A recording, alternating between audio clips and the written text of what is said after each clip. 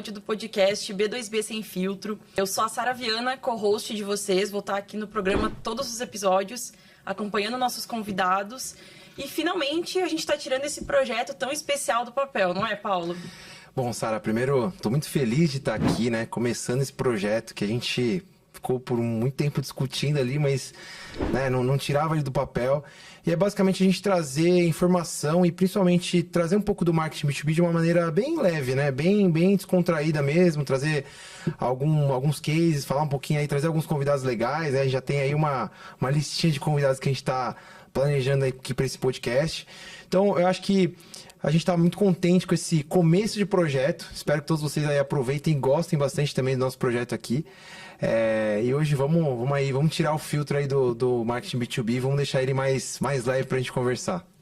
Maravilha, então para a gente ir começando, vamos falar sobre um assunto bem leve, assim, que é as vendas, as mudanças das vendas e do marketing B2B nos últimos 5, 10 anos. Como que você enxerga isso? Pô, Sá, assim, a gente teve uma mudança muito grande, né? Se a gente pegar aí os últimos 10 anos, a gente teve uma evolução muito grande do digital, né? Então, o digital, ele impactou muito no mercado B2B. Demorou para dar uma tracionada, né? No começo, o pessoal entendia que o digital, por ser uma rede social, ele era muito focado só para B2C. Então, você pegar ali começo de 2015, 16, 17, ainda para o B2B foi um pouco mais demorado para entrar o digital. Mas aí depois deslanchou, principalmente pós-pandemia, né? A pandemia acelerou muito, acho que todos os mercados, mas principalmente o mercado B2B que estava um pouquinho receoso em relação a isso. E aí não teve como, né? A gente hoje tem uma presença do digital muito forte nas empresas que fazem venda B2B, e muitas delas utilizam como um dos principais canais ali de aquisição. Então, é muito importante hoje essa mudança toda que aconteceu nesse sistema de vendas e marketing no B2B. E a gente até estava comentando antes aqui do podcast que hoje no marketing B2B a gente não passa o bastão, né? A gente corre em paralelo ali com vendas, né? Então, marketing e vendas são realmente muito parceiros, mais do que nunca agora, né? Então, acho que essa é a principal mudança que a gente pode falar aí do marketing B2B é a partir do digital e também essa unificação do marketing com vendas, né? Não, com certeza. O time comercial sem o time de marketing não anda e vice-versa. Inclusive, o time comercial dentro das empresas, ele faz uma diferença muito grande, tanto no nosso trabalho como marketing, quanto para a própria empresa, para os resultados, para os leads, para os clientes. E aproveitando isso, eu queria falar um pouquinho contigo sobre as barreiras que existem dentro das empresas. Aí, quando a gente fala de barreira, pode ser time comercial, pode ser cultura, tudo que envolve a empresa e que torna o processo do marketing um pouco mais travado, os resultados também ficam mais bloqueados. Como você enxerga? Olha, esse é um tópico sensível, hein? É um tópico sensível com certeza. aí. Acho que com certeza a nossa audiência aí vai entender o que eu tô falando. É sensível porque, assim, quando eu falo que mudou muito essa questão do marketing e vendas estarem andando em conjunto por muito tempo, e a gente, obviamente, ainda encontra esse problema em algumas empresas, tem aquela coisa de apontar muito o dedo um para o outro, né? Então, quando vendas não enxerga marketing como uma solução e marketing não enxerga vendas como uma solução, gera um baita de um problema, né? E aí, eu acho que a principal mudança que as empresas têm que enfrentar aí é uma mudança de cultura, é uma mudança de geração mesmo, né? Na agência atende muitos clientes aí que têm mais de 40, 50, 60 anos de empresa e aí já estão na segunda, na terceira geração. E aí essas gerações, naturalmente, elas vão mudar algumas coisas culturais da empresa, óbvio, sempre tentando respeitar aquela parte de essência, né? De como que a empresa foi criada, o porquê que a empresa foi criada, mas é muito importante que ela tenha uma cultura muito bem enraizada, porque senão também você perde um pouco isso, né? Você cria uma empresa que ela não tem uma cultura bem organizada, bem definida, naturalmente você não vai conseguir fazer uma venda de um produto bem feito, você não vai conseguir valorizar teu produto. Então, essa parte de cultura ela é muito importante hoje para as empresas, principalmente essas que já tem um histórico aí de muitos anos, né? Que já tem aí passagens de gerações. Então, acho que a principal barreira é fazer a mudança sem impactar muito na cultura, valorizar a cultura da empresa e fazer com que as pessoas que estão lá há muito tempo, né? Às vezes você tem empresas aí que tem pô, pessoas que estão há 20, 30 anos trabalhando, fazer com que elas entendam que essa mudança é pro bem delas e da empresa, né? Então, acho que esses são os principais pontos aí para essa mudança e principalmente para as empresas terem esse sucesso, né, nesse novo modelo de marketing B2B. Legal, eu concordo totalmente com você. E a minha questão agora também é como que as empresas que não têm uma cultura enraizada lidam com isso, lidam com a chegada do marketing. Porque a gente vê muito empresas que estão aí há 50, 60 anos, como você falou, que até hoje não conseguiram definir uma cultura, que as coisas vão mudando muito rápido e a empresa também muda e a cultura vai se perdendo. E aí, quando o marketing entra, os resultados não são como eles querem, não são como eles imaginam, porque não tem essa organização interna, digamos assim. Então, Sai, acho que quando a gente vai para o marketing 6.0, né, que é o que a gente está vivendo hoje, mesmo no B2B, né, a compra, ela não é... Ela raramente vai ser, assim, emocional, né? Mas ela é relacional. Então, ou seja, é uma venda que ela... dificilmente uma pessoa vai comprar uma empresa, vai comprar de outra empresa, né? E é o que eu falo, né? Por mais que seja B2B, business to business, você tem pessoas por trás. Então, dificilmente um comprador ou um decisor vai comprar de alguém sem ter uma relação com ela. E aí eu acho que esse é um ponto muito essencial quando a gente fala de cultura. Se você não tem uma cultura bem enraizada do que você quer para a tua empresa, você não vai conseguir transparecer na venda o que de fato você é. Então, eu vendo qualidade. Meu produto é de qualidade excelente, tá? Só que se você internamente não tem uma cultura que preza pela qualidade do trabalho de quem está ali dentro da empresa, da própria qualidade do produto, isso vai refletir na venda. Então, você vai ter ali, às vezes, um time comercial que não está feliz na venda. Tá ali porque, legal, eu preciso, obviamente, precisa ganhar dinheiro, precisa trabalhar, mas assim, não vai conseguir passar isso na relação dela com a empresa que ela está vendendo. Então, a cultura, ela hoje, na minha concepção, ela é a base de tudo do marketing. Se você tem uma cultura muito bem estruturada, você tem uma equipe assim que entende o que você quer passar, essa equipe vai comprar teus propósitos, ela vai comprar o que você quer vender de fato para o mercado. Então, eu sempre, quando a gente tem um cliente novo assim na agência, eu sempre tento entender muito bem isso, né? Entender a cultura que o cliente tem. Eu gosto muito de viver ali um dia com o cliente, ouvir ali um pouco dos bastidores, né? Porque é ali no corredor que a gente descobre as coisas de fato dentro das empresas, e ver onde que a gente pode, né? Como agência, pode também auxiliar isso das empresas, o que elas podem melhorar nessa parte cultural para que isso reflita no marketing. Com certeza, e nosso trabalho acaba indo além do marketing, né? Porque a gente entra para dentro dessa empresa, a gente vive aquilo ali junto com eles. Então a gente entende onde que estão os problemas, onde que estão as deficiências e a gente ajuda a resolver. Então a gente atua aí na parte de cultura, a gente atua junto com o time, a gente vai desenvolvendo a empresa junto com a gente, né? A gente acaba se tornando um grande parceiro dos nossos clientes. E eu acho que grande parte das empresas de marketing também tem esse objetivo, de ajudar os clientes a crescer internamente e externamente.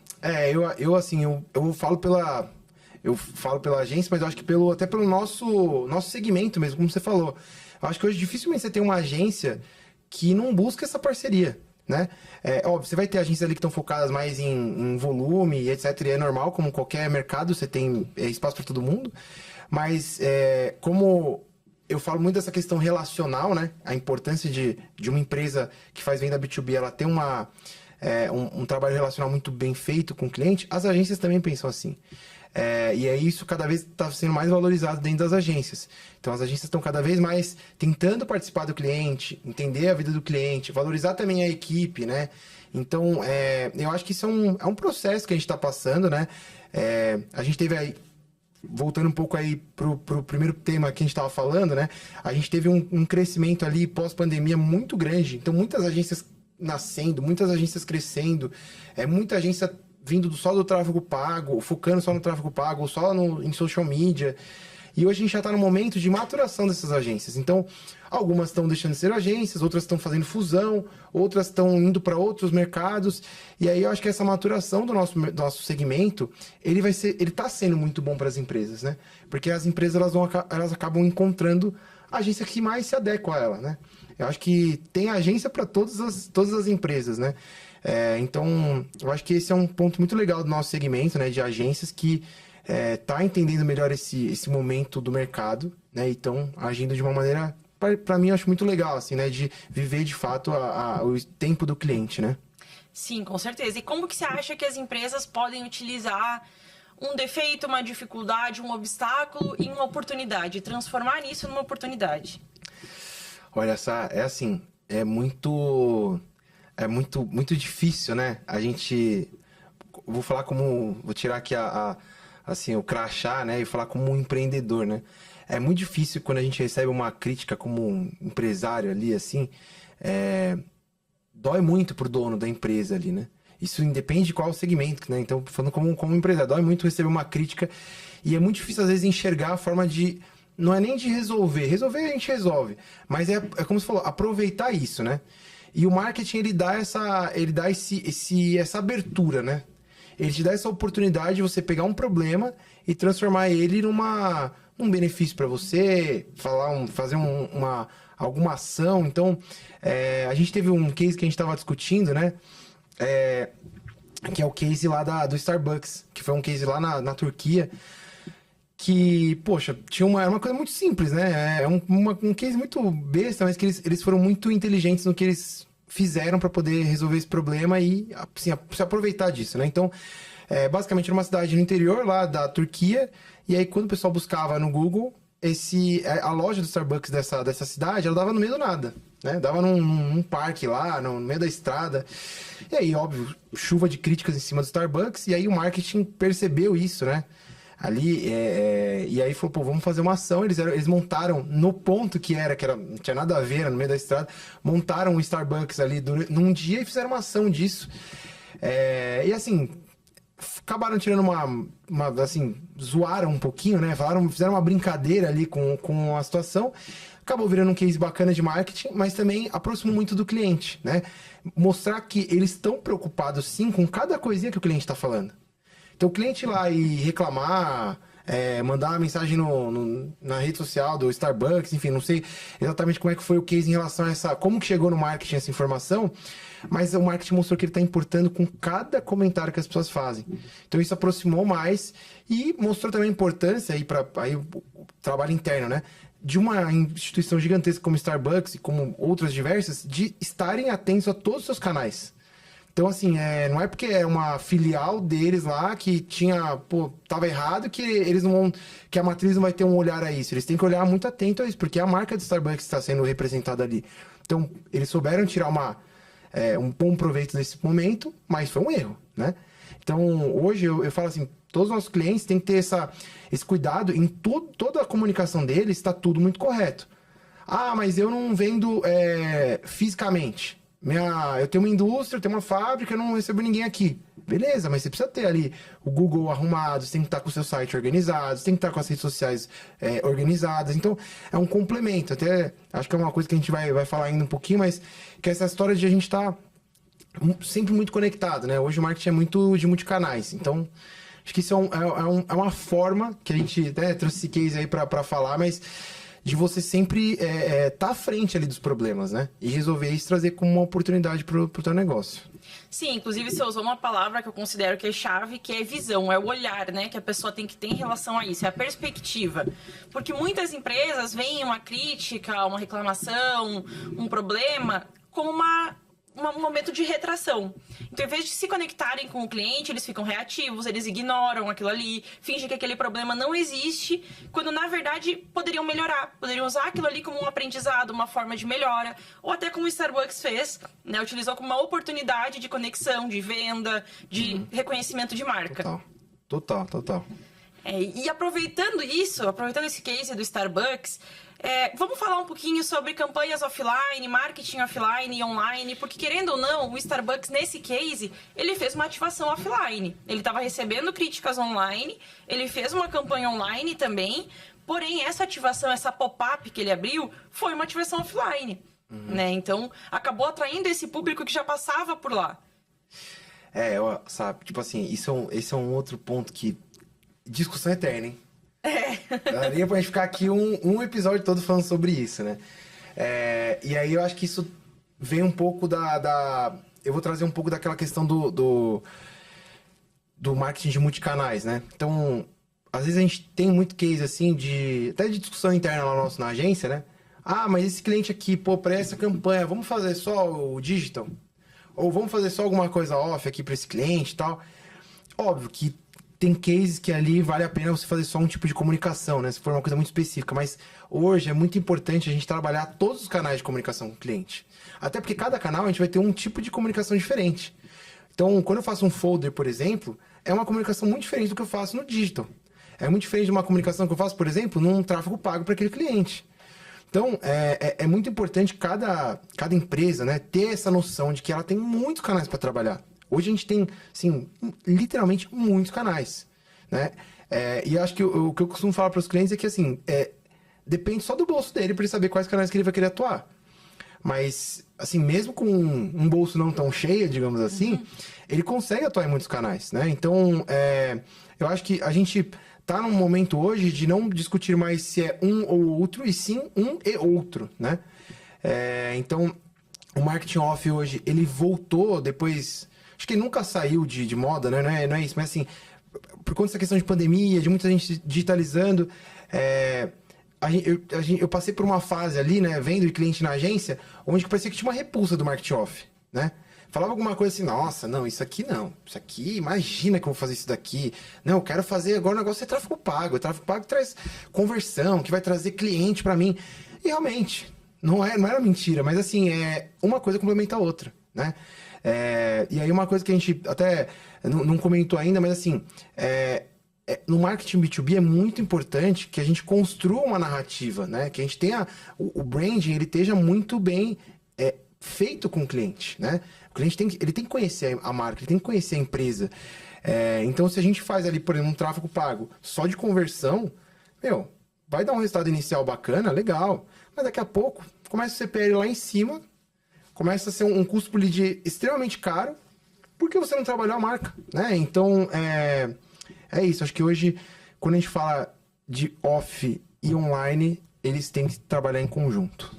Exatamente, um não substitui o outro. Apesar de que quando surgiu o digital, foi criado na cabeça das pessoas uma rivalidade que não existe. É bem como você falou, existiu essa repulsa pelo offline que não existia. A mesma coisa, muitas pessoas que gostam do offline, que gostavam, relutaram muito para entrar no digital. Para entrar em Instagram, para começar a fazer anúncios, as pessoas não, porque isso não vai funcionar, porque... Então, existe sim essa relutância e as pessoas tendem a ir para um lado mais do que o outro.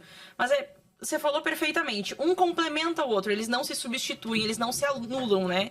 E eu lembro muito bem, inclusive, que quando começou a surgir as notícias online, revista online, todo mundo começou a dizer que o jornal impresso ia morrer.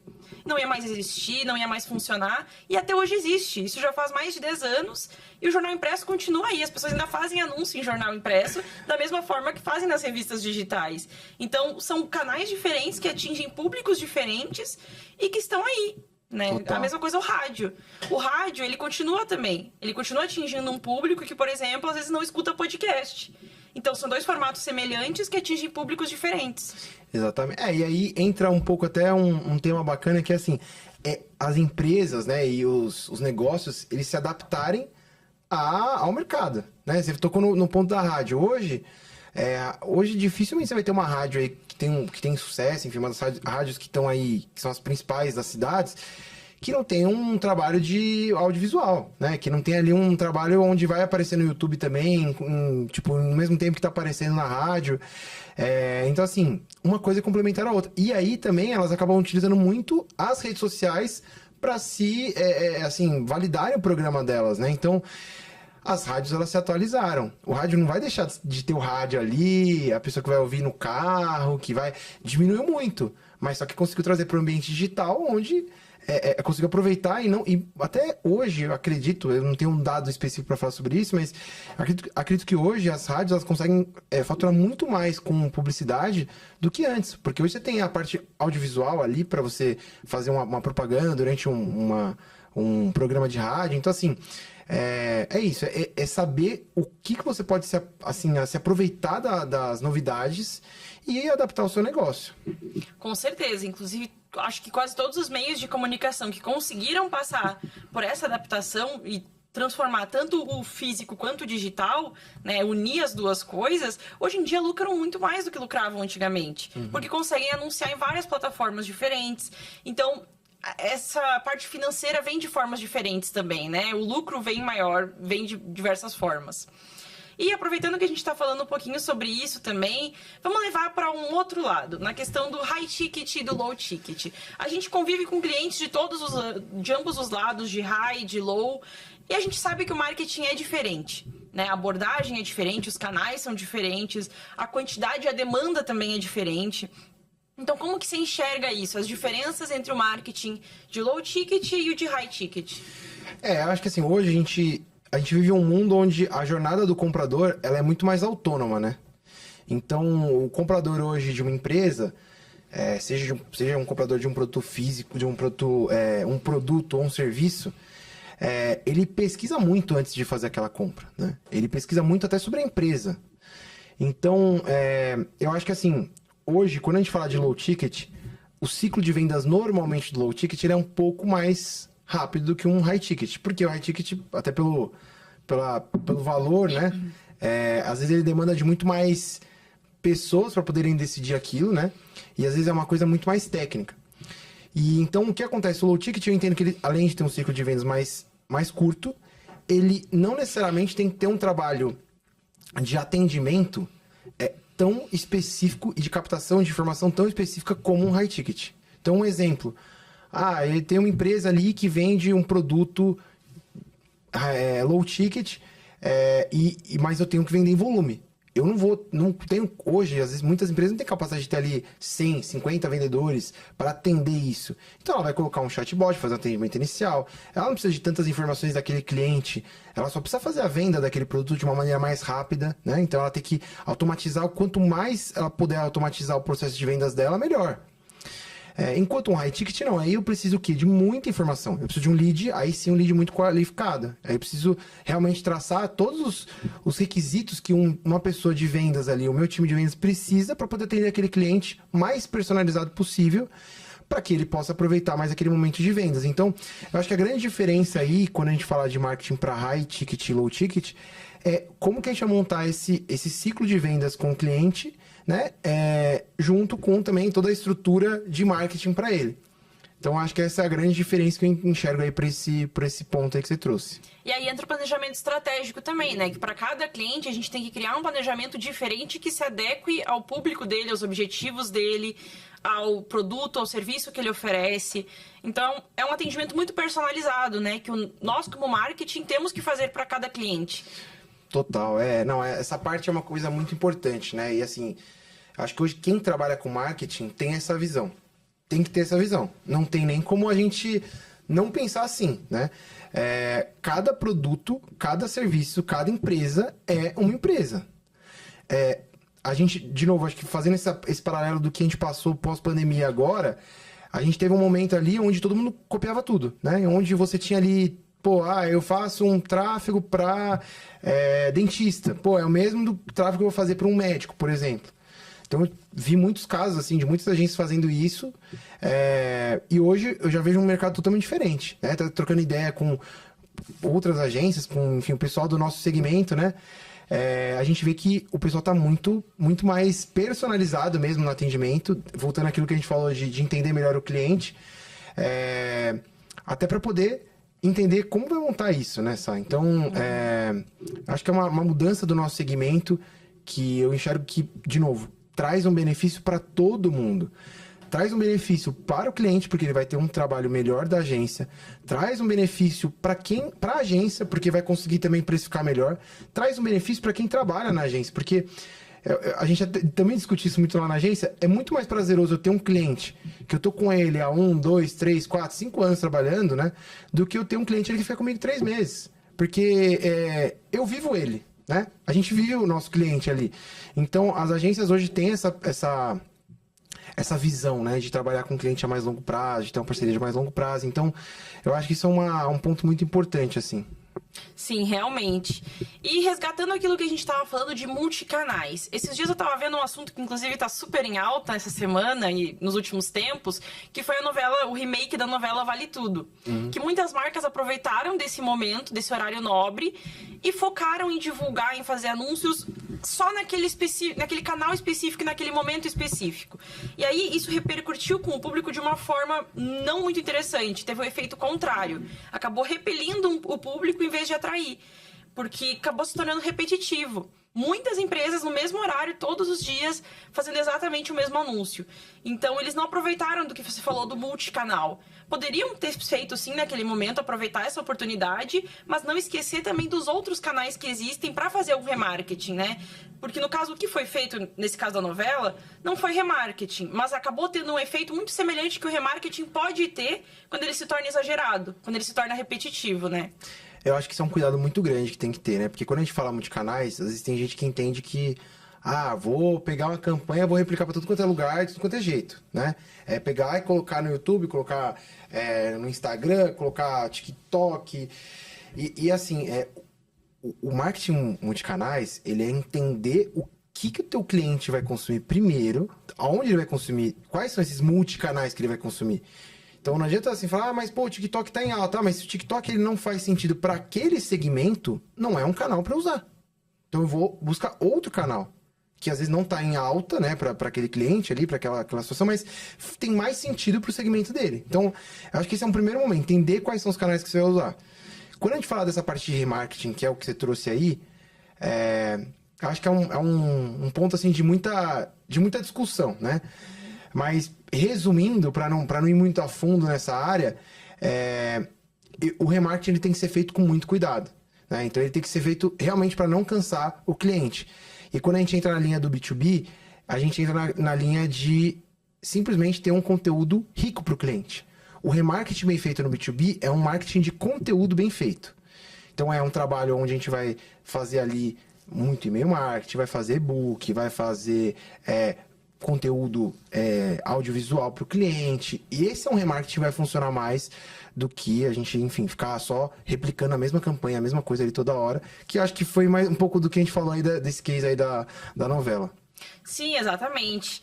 E aproveitando então para já se encaminhando para o final aqui do nosso episódio, tem um último tema que eu queria que a gente conversasse sobre, que é a questão do fortalecimento e reconhecimento da marca. Porque a gente falou de cultura, a gente falou de multicanais, mas e aquelas marcas, aquelas empresas que estão no mercado há centenas de anos, há 50 e tantos anos, dezenas, e ainda tem a mesma forma de comunicação, a mesma essência de sempre.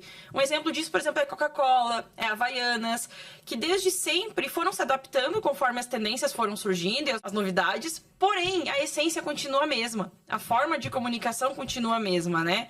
Apesar de mudar muitas vezes o produto, mudar o serviço, aquela forma de abordar continua mesmo, então as pessoas reconhecem. Por exemplo, as pessoas hoje em dia, elas não precisam ver escrito Coca-Cola para elas saberem que é Coca-Cola. Viu o vermelho ali já era, né? Exatamente. Né? Então tem muito sobre isso. Eu queria entender o seu ponto de vista em relação a esse assunto. Sabe, eu acho que aí a gente vai voltar para o primeiro ponto que a gente falou da parte de cultura, né? Eu acho que tem muito conexão uma coisa com a outra. A empresa não perder a essência dela é o principal principal ponto da cultura. Então, se a gente pega... Você falou da Havaianas, eu acho que a Havaianas é um bom case pra gente falar, né? A Havaianas é uma empresa que, se você pegar os primeiros produtos dela e os produtos que eles fazem hoje, são similares, né? Tipo, a Havaianas ela continua sendo praticamente o mesmo modelo, mas ela hoje é um estilo de vida, né? Hoje você vai fora do Brasil, a Havaianas ela é um conceito de brasilidade, né? Então, a essência da Havaianas, ela nunca deixou de ter, mas ela foi entendendo o que o mercado queria e foi entregando o que o mercado queria. Então o mercado queria moda, ela entregou moda. O mercado queria que ela fizesse collab com empresas brasileiras de moda, tipo uma Farm da vida, ela foi lá e fez. Então assim, eu acho que essas grandes empresas, né, que conseguem enxergar isso sem perder a sua essência, elas têm perpetuidade. Tipo, e acho que você trouxe bons cases aí, boas empresas que fazem isso muito bem feito. Eu acho que a gente tem muitos cases para tratar aqui, a gente tem muitas coisas para falar. Mas eu acho que desses dois aí que você trouxe são exemplos excelentes sobre essa questão de essência, de não perder a essência, mas também atualizar com a modernidade ali, né? Se atualizar com tudo que está acontecendo. Sim, exatamente. É exatamente esse o ponto, de ter essa marca forte, né, concisa e coerente e ir se adaptando ao longo do tempo, exatamente como você falou. E criar um lifestyle, né? Porque foi o que a Havaianas fez, é o que a Coca-Cola fez também, que criaram um estilo de vida além do produto e do serviço que eles oferecem. E eu sei que eu falei que esse era o último tópico, a última temática, porém, eu lembrei de mais uma pergunta aqui que eu queria te perguntar, que eu queria esclarecer com você e ouvir sua opinião sobre isso. Que é, qual que você acha que é o maior erro que o marketing B2B comete hoje, que as pessoas e os profissionais cometem hoje? Nossa, Sara, não tenho o maior erro. Eu acho que existem várias coisas que podem acarretar num projeto ruim, tá? Mas eu acho que o principal aí, o que mais me chama atenção, é você, às vezes, querer, voltando para essa linha do multicanais, é você querer focar só em um canal de aquisição, só em um tipo de comunicação, só em um público, sendo que a gente tem um mundo hoje imenso de formas de comunicação, de canais de aquisição. Então, ter essa cabeça muito fechada para o negócio. Então, até acho que é um case legal para contar, né, de um cliente que a gente estava conversando outro dia, e de um segmento de indústria muito fechado, né? E ele estava comentando que ele não consegue mais acessar os clientes dele. Ele não consegue mais chegar no comprador do jeito que ele chegava ali, o time de representante comercial dele que chegava ali com a carteira embaixo do braço ali, com o portfólio embaixo do braço, chegava lá, deixava o folder e tal. Ele não consegue mais chegar. Ele não consegue mais entrar nas indústrias. Então, ele enxergou que, preciso fazer uma movimentação de mercado, eu preciso ter outros canais de aquisição. Então, acho que para mim o maior erro do marketing B2B é você querer focar só em um canal. Esse, para mim, acho que é o maior erro. E aí, acho que tem outros diversos, né? De também não saber unir o marketing com vendas, que a gente falou um pouquinho aqui nesse podcast. Não entender a parte cultural da empresa. Aí tem outros, né? Mas acho que esse principal é você querer focar só em um canal e, enfim, deixar os outros ali para lá. Perfeito, então fica aí para o nosso público, né, algumas dicas valiosas e conteúdos super interessantes, principalmente para profissionais de marketing, que com certeza vão conseguir aplicar isso, esses conceitos, essas ideias no dia a dia. E é justamente essa a nossa ideia aqui com o podcast, é trazer assuntos que são do nosso dia a dia, que são do nosso cotidiano e que são relevantes e sempre vão ser relevantes. Então, para o episódio de hoje era isso, a gente espera que vocês tenham gostado e nos vemos no próximo episódio.